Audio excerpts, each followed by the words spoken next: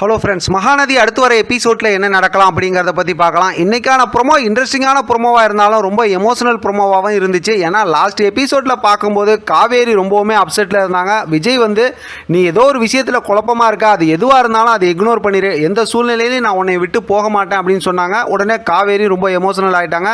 விஜய் ரொம்ப ஃபீல் பண்ணி அப்படியே கண் கலங்கி போயிருந்தார். விஜய் பாவம் இப்போ வரைக்குமே யதார்த்தமாக தான் இருந்துகிட்டு இருக்காங்க. ஆனால் மென்டல் குரூப்பு தான் காவேரியை போட்டு ரொம்ப டார்ச்சர் பண்ணிகிட்டு இருக்காங்க. இதுக்கடையில் குமரனோட ஸ்டோரி நிவினோட ஸ்டோரின்னு சொல்லி கொஞ்சம் அப்படியே நமக்கு கொண்டு வந்துக்கிட்டு நம்மளை சந்தோஷப்படுத்திக்கிட்டு இருந்தாலும் இன்றைக்கான ப்ரொமோ அடுத்து என்ன பண்ண போகிறாங்க அப்படிங்கிறத ரொம்ப தெளிவாக சொல்லிட்டாங்க.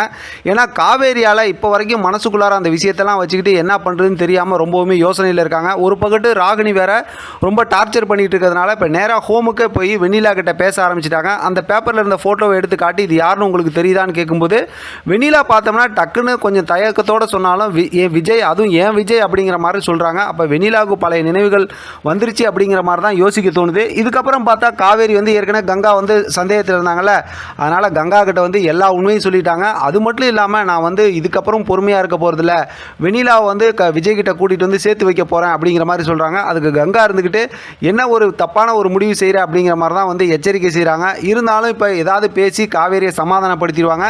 காவேரி வெண்ணிலாவை இப்போ கூட்டிகிட்டு வரலனாலும் அடுத்தடுத்து நடக்கக்கூடிய விஷயம் ஒரு கட்டத்தில் பார்த்தோம்னா விஜயோட பர்த்டேக்கு வெண்ணிலாவை கண்டிப்பாக காவேரி கூட்டிகிட்டு வர மாதிரி ஒரு எமோஷனல் மூமெண்ட்டை தான் ஸ்டோரியை கொண்டு போகிறாங்க. ஏன்னா ராகினி அவங்களாம் சும்மா இருக்க போகிறதில்ல, அடுத்தடுத்து மென்டல் டார்ச்சர் காவேரிக்கு கொடுத்துக்கிட்டே இருப்பாங்க. ஒரு பக்கத்து விஜய்க்கு இந்த உண்மை தெரியாமையே தான் இருந்துகிட்டு இருக்கோம். மொத்தத்தில் அடுத்து ஒரு குழப்பமான ஸ்டோரி நமக்கு காத்துக்கிட்டு இருக்கு அப்படிங்கிறது இன்றைக்கான ப்ரொமோ பார்க்கும்போது ரொம்ப தெளிவாக புரிஞ்சு போச்சு. ஏற்கனவே இதை கெஸ் பண்ணி தான் நம்ம பேசியிருந்தோம். ஏறக்குறைய நம்ம பேசுகிற மாதிரி ஸ்டோரி போகிறதுனால கொஞ்சம் நான் தப்பிச்சுக்கிட்டேன். இல்லாட்டி நீங்கள் என்னை போட்டு செம்மையாக திட்டிருப்பீங்க. அடுத்த கட்டமாக பார்த்தோம்னா ஸ்டோரி கொஞ்சம் டல்லாக தான் போகுது. நீங்கள் சொல்கிற மாதிரி கொஞ்சம் போர் அடிக்கிற மாதிரி தான் போய்கிட்டு இருக்கு.